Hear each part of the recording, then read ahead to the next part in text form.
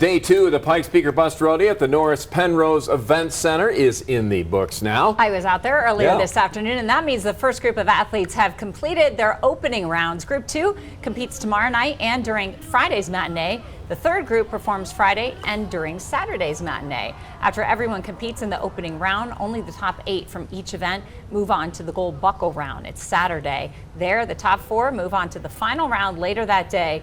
There's a lot of money at stake. Athletes competing for more than $1 million in payouts. And this rodeo brings out the top talent and livestock from around the country, making for great competition. Plus, a big purse, as Diane mentioned, for the top performers. Our Bradey King continues our coverage with more on one of the cowboys who started the week off strong.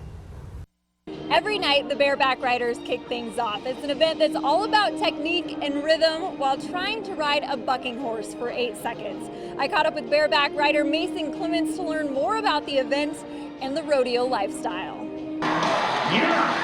Mason Clements grew up riding motorcycles, not horses. But once he was introduced to the rodeo world, he never looked back. Saw bareback riding, it looked really awesome and intense and big adrenaline rush, and so I said, why not? Gave it heck. 12 years later, Mason is now the 18th ranked bareback rider in the world, with 3 trips to the NFR under his belt.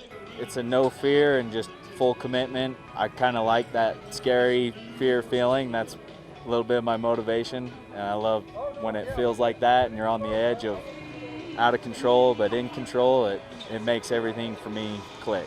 This week marks the Utah native's 3rd time competing in Colorado Springs.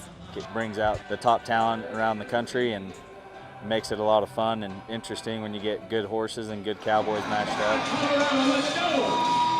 Bareback riding is one of the most physically demanding performances, yet Mason says the most challenging part of his job is the travel. Everybody thinks rodeo, you get to ride and hang out and stay, but you ride 8 seconds, jump off, get back in the truck, and you're on the road to the next one. Mason spends 200 plus days a year on the road, but says the camaraderie he's built with the other riders makes it all worth it. Friends that we meet here are pretty much family. When we're going through their state, we're at their house. If they're coming through our state, they're at our house. It's just a really awesome group of people to be around, and big supporters, and everybody's pushing for each other while competing against each other at the same time. Mason is hoping to win the big bucks here in Colorado Springs to help punch a ticket to the National Finals Rodeo for the 4th time, as the top 15 money earners in each event at the end of each season advance to the NFR.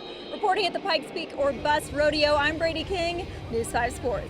Bradey, thank you. The rodeo continues for another 3 days until Saturday, July 15th at the Norris Penrose Event Center. Performances get underway all 3 nights at 7 o'clock. There are also noon matinee performances on Friday and Saturday.